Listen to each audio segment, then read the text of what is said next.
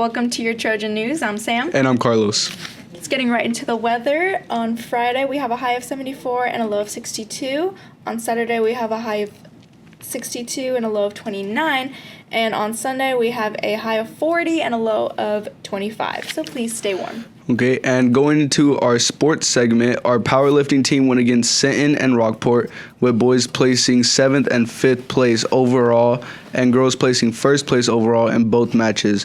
Our wrestling team had a tournament recently, and on the 15th, we won against Corpus and Rockport with the score of 39-20 and 52-18. Way to blow them out, guys.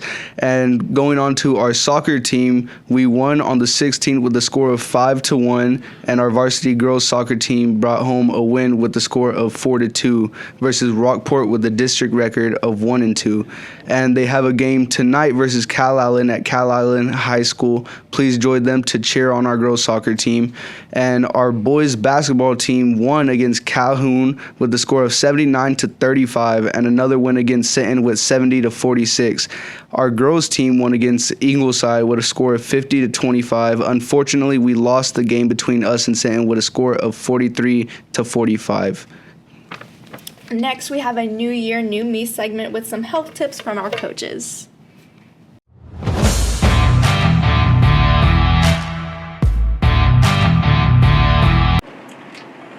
Hello, I'm here with Marcelo for powerlifting.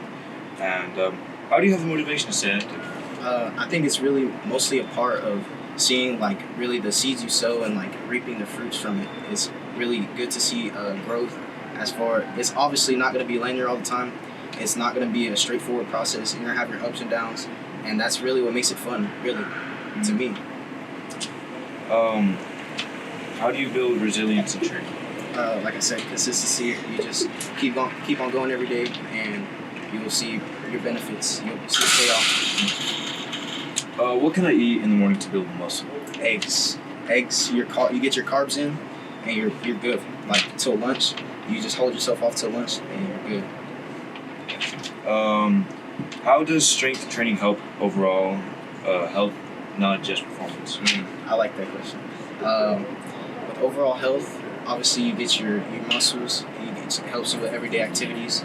You get a lot of more cardio than you think. It's not just all like muscle. It's not just all training. Sometimes it's hard, and that's the fun part, man. That's really it. With squat, you really want to have it where the bar is tailored to you, because squat is not for like exactly one size fits all. It's tailored to how you squat. So for me, I have it as a high bar squat, and it's right on top of my trapezius muscles, which is your shoulder muscles right here. So you want to have it on your back, and you really want to have it where you're having a big brace off the rack, and then you want to walk out. You want to have a good walkout. You want to have a wide stance, and then you want to have a big chest. Once you have a big chest, you can hinge at your hips, drop your butt, and you're gonna go until you get lower than parallel with your knees, and then you come right up. And that's how you squat. How do you measure success beyond weights and losses, particularly in terms of personal development and teamwork? That's probably the heart of what we do in our program. Okay? One of the things that we try to encourage and that we have developed over the years is that every athlete will have somebody over them and somebody under them. Okay? So for our rookies coming in, they're always paired with a vet.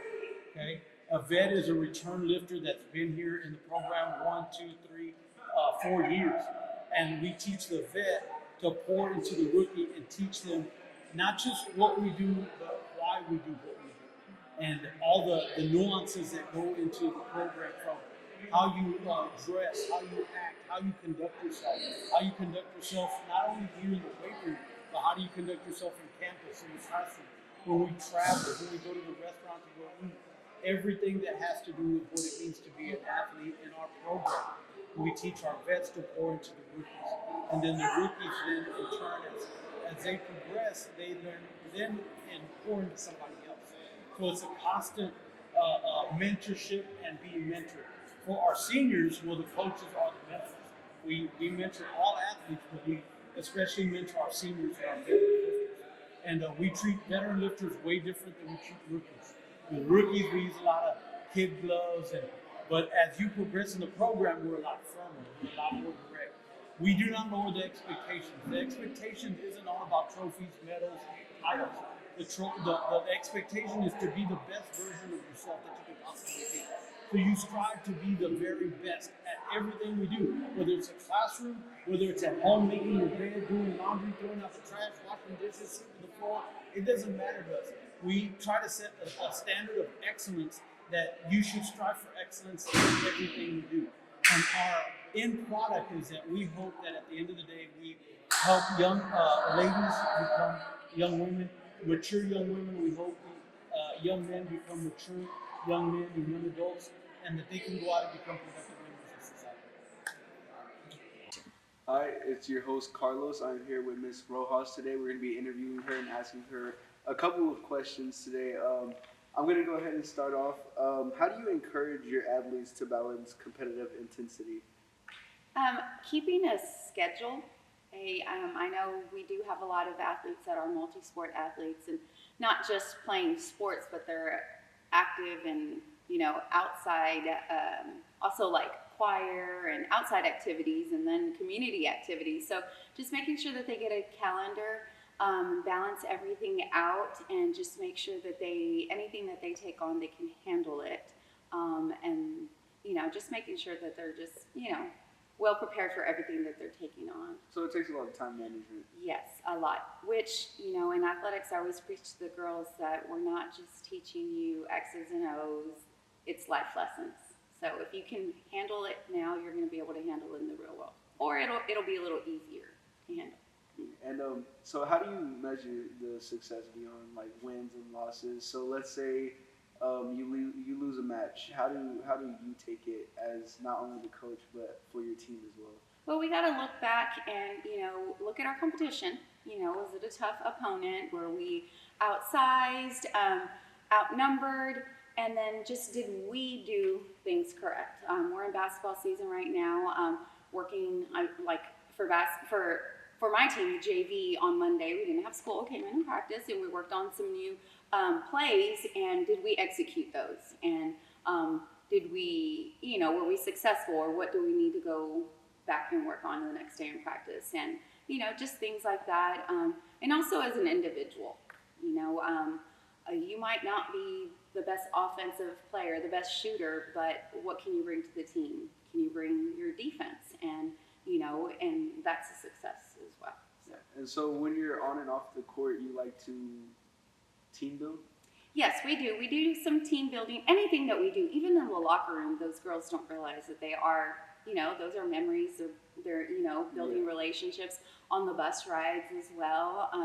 You're building relationships when you're during the varsity games. The JV kids are building relationships, and they're team bonding. But we do things, and we have opportunities when we don't have school, or maybe we don't have 2 games that week. We get some team bonding, some little activities to get the girls together. Okay. And what kind of cardio do you think is best? Well, a lot of people don't like to work on cardio because that increases your heart rate, and a lot of people don't like for their heart rate to get up. But you got to find an activity that's good for you. You might not like to go run. You might not be a runner, but you might like walking. Find an area that you like to walk. I know walking around in the track, just the same thing over and over, might not be good for someone. Jump roping might be good as well for you. Also, there are rowers and bikes, machines that you can get on. We have a bike in here. We don't have any rowers, but just hoping that soon we get those. But you just got to, everybody's different. Everyone is different. You just got to find something that's good for you. But there are tons of things out there that you could do. Okay, so just finding something that fits you as an individual. And there's injuries are pretty common nowadays, but what would you say is one of the best ways to prevent those from happening? Warming up properly. Warming up. So making sure that you get out here, you stretch, you do those things, and do it. Don't just go through the motions. Make sure you're, if a coach says we're stretching, don't just sit there and talk. Like, really stretch. I mean, you can talk, but make sure you're stretching. And just making sure the muscle groups that you're going to use in your workout that day those are properly worn, so just that'll help by preventing. And then also, depending on what type of level your fitness, like powerlifting, they've really got to make sure that they are warming up towards what they are wanting to, what they're going to do in that day. And then basketball is a different type of warm up. Volleyball may be different. So it's just making sure that the muscle groups that you're going to be working, that those are properly warm. Okay. And there's a lot of people that always say that a healthy meal helps them. What would you say is one of the most healthiest meals that would help out before a game? Yeah, well, I'm probably the worst to say this because I am like the person that drinks like 4 or 5 energy drinks a day, and I don't eat but once a day. But you do have to eat a balanced meal. It's picking the right foods to eat. The junk food, obviously, you're going to feel that, and it's going to affect your workout. But making sure that you eat something, healthy for breakfast, and then maybe a little snack in between.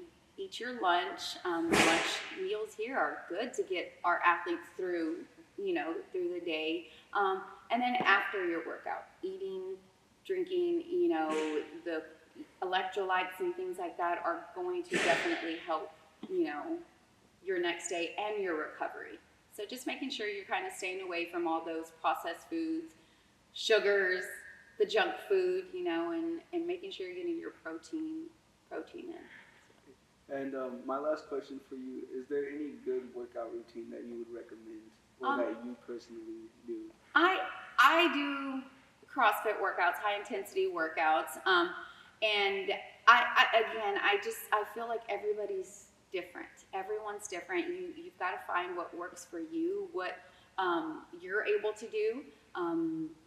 What you guys can do now at your young age. I even realize, like, the older I'm getting, and I'm still working out, but there are things that I can't do now that I could do when I was younger, just because, we get old and we don't move as fast or can lift. But I think that just finding something that is good for you, if it's going to be high intensity workouts where you are increasing your heart rate, and you really like that, then keep on.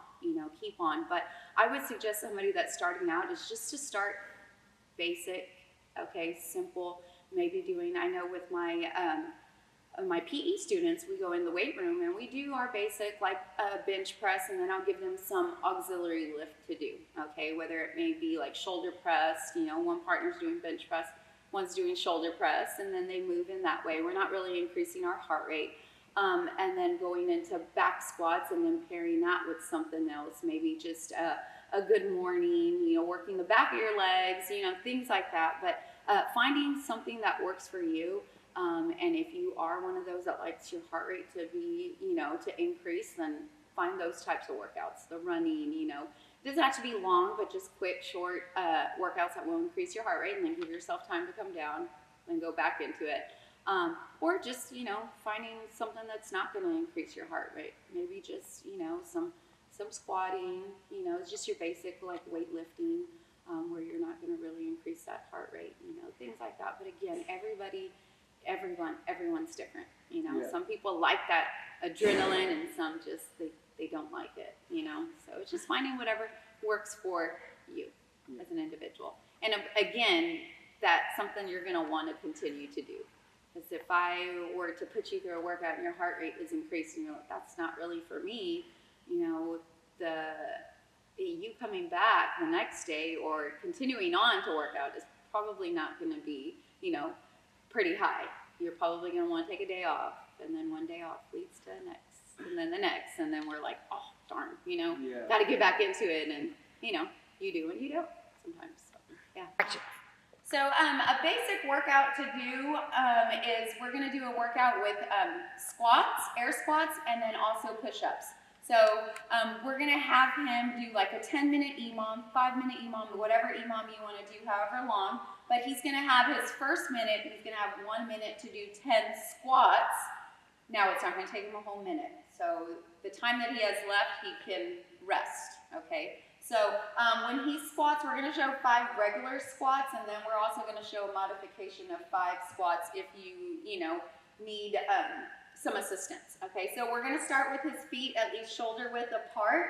Okay, and when he goes down, he wants to make sure that his hips are the first thing that moves and not his knees forward. Okay, so this would be if my knees are going forward, this would be if my hips are moving back first. Okay, and then he's just gonna act like he's sitting on the chair and then standing up. How low do we want him to go? It's gonna be what he's able to do. The idea is to get the hip crease, your pocket, below the back of your knee.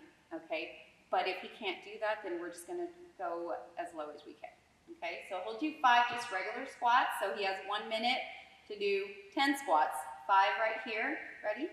And go. Good job. He's keeping his chest up. He's got 3 in, 4, 5. And now if someone needs some modifications, now you're just going to squat to the chair. Same thing, your stance, your depth is in that same spot. Now he's just going to sit down and stand up 5 times. So. Again, he has 1 minute to do the 10 total, and then whatever time is left, he gets to rest. Okay? So let's just say that took him 20 seconds. He's going to rest for 40 seconds. Okay, the next minute, we will move on to push-ups. Okay, so for his push-ups, we want his hands to be underneath his shoulders. Okay, this chair. He's going to show the traditional push-ups where his toes are on the ground. Idea is chest down to the ground, okay? So he's gonna do 5 regular and then we'll show 5 modified. So he has 1 minute to do these 10, okay? Ready? And go. He's going all the way down and up. He's got 3, 4, 5, and now we're gonna show if he needs some help, some assistance. He's crossing his legs, his knees are on the ground. Same thing, he's gonna try to go chest to the ground and go. He's got 5 of those. Again, if you can't go all the way down, you just go down as far as you can, okay? So say that took him 20 seconds, he has 40 seconds to rest. Okay, so that was minute 1, that was minute 2. Minute 3, we would go back to the squats. Same thing, he does 10, rest for that time that's left, and then minute 4, he would go to push-ups, and we would alternate back and forth for the idea time. I would probably give him a 10-minute workout, okay, alternating from squats to push-ups. And you can pair that with any exercises you want. Okay, if we wanted to do 2 lower body exercises, we could, or 2 upper body exercises. But, yeah.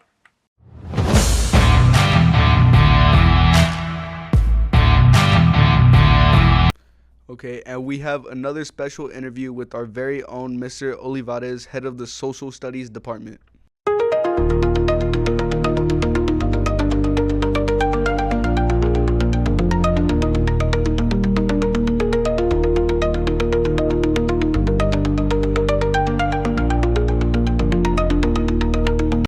Today, I'm with Mr. Olivares, head of the Social Studies Department here at A.C. Jones High School, to discuss some of the current political events that have occurred in these past few months.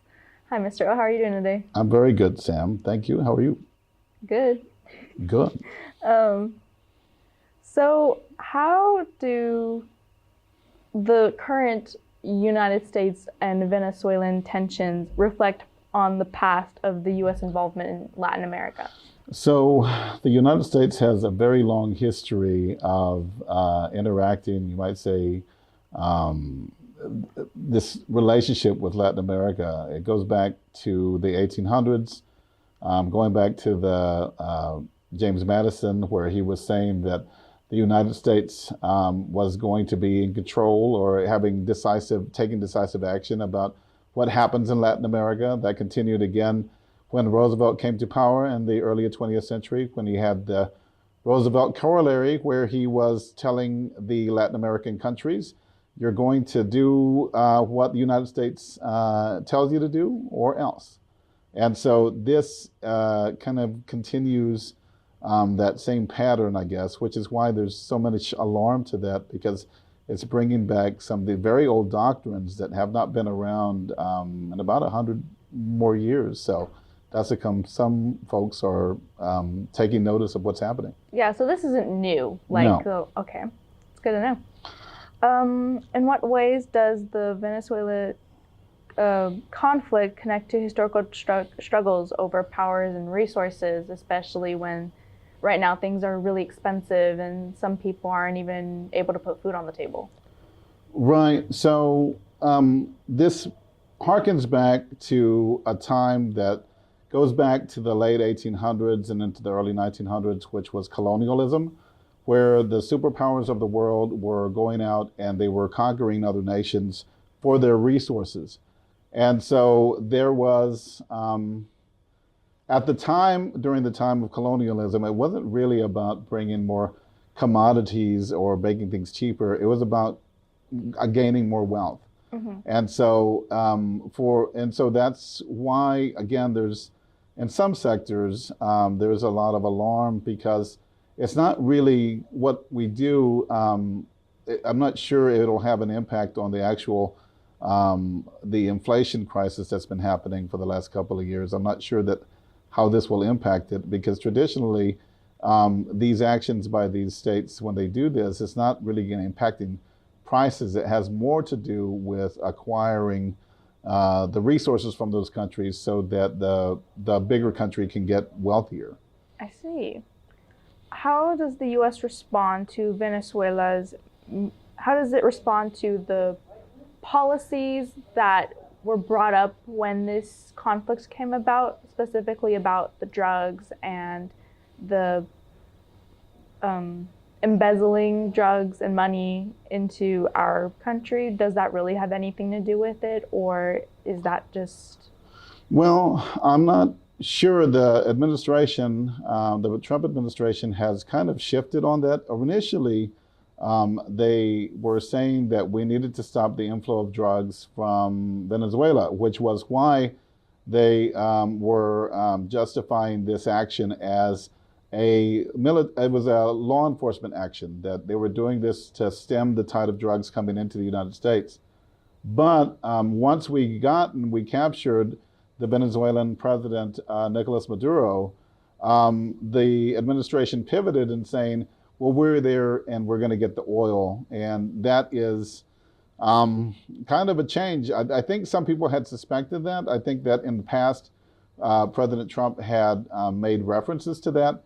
But it was not anything that I think people really thought that was going to happen. And so, again, originally, the administration had said that this was a law enforcement action.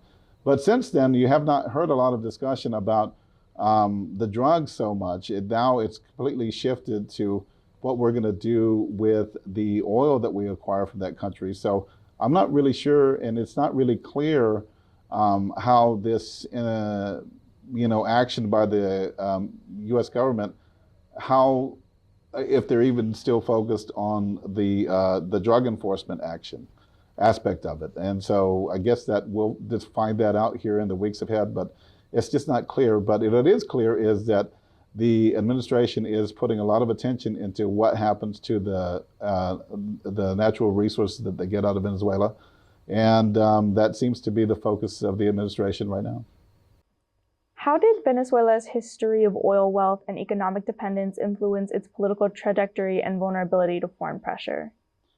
So Latin America has long been under the thumb of the United States. We have long had these relationship with Latin America where we've kind of put our thumb on the scale whenever they have, especially in the mid 20th century, in the 50s and the 60s, we have been very active in destabilizing the governments of the Latin America to put in governments that are more friendly to the United States. So that is, we did that all through the Cold War, from the 50s, the 60s, and that destabilized Latin America for a long time.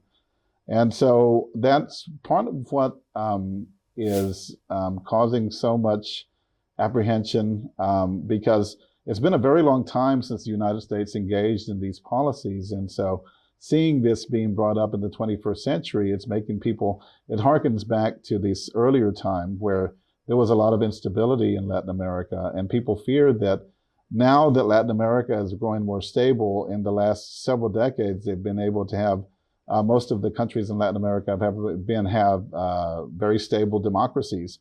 And so with this action right here, Venezuela, though, was a kind of a misnomer. Venezuela has always been different since the rise of Hugo Chavez, and so who was a dictator. And so It just, whatever the reason why the United States did this action, I think that it just brings back all of these feelings, all of this old history that people are very fearful, especially in Latin America, of this new period of imperialism restarting. And that's how come Latin America is very alarmed by these recent actions, because they have expressed in solidarity. I think it was a couple of days after this action in Venezuela. I believe it was the leaders of Mexico, Brazil, Chile, a bunch of the Latin American countries came together, and they, in a united statement, said that they were opposed to these actions because of the fact that they felt it would destabilize Latin America, and that's something they did not want. And that's all we have for today. And remember, there are no bad days at ACJ.